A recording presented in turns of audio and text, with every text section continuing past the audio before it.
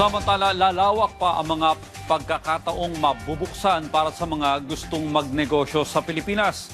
Kasunod ito ng mga hakbang na planong ilatag ng Bangko Sentral ng Pilipinas na makapaghihikayat sa pagpapalago ng mga negosyo. Nagbabalik si Clazel Pardilla.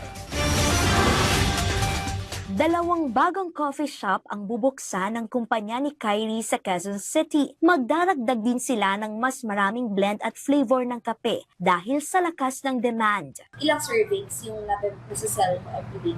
On the average, mga siguro per day, hindi bababa ng 50. Madami na din, oo. Tapos kapag malakas, Siguro nasa 70s, 80s. Since yung coffee namin is affordable and in terms of sales, okay din since madami talagang tao na tumatangkilik sa kape. Mas lalawak pa ang oportunidad sa mga nais magnegosyo sa bansa. Ito ang inaasahan ng administrasyon ni Pangulong Ferdinand R. Marcos Jr. sa susunod na 2 taon.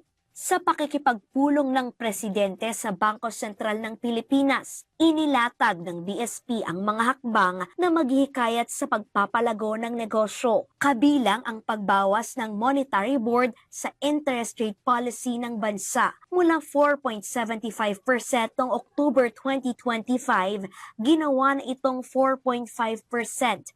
Ang ibig sabihin niyan, mas maliit ang ipapatong na interes sa mga pautang. Ang resulta, mas abot kaya ang paglo-loan sa bangko para makapagsimula o magpalaki ng negosyo.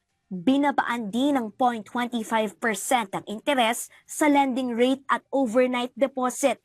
Taya ng BSP, magiging banayad ang paglago ng ekonomiya ng bansa sa unang 6 na buwan ng 2026 bago tuluyang umarangkada sa 2027. Ganito rin ang nakikita ng World Bank. Inaasahan kasi ang paglobo ng private consumption kung mananatiling mabagal ang inflation, matatag ang employment at mababa ang singil sa mga pautang.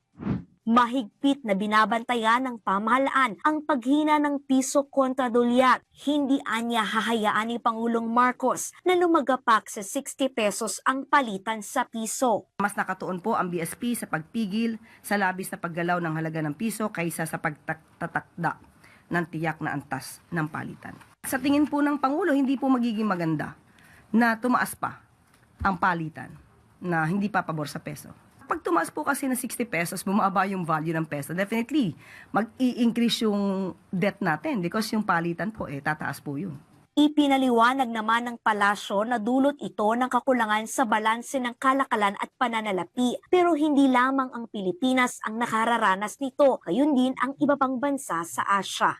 Clazel Pardilla para sa Pambansang TV sa Bagong Pilipinas.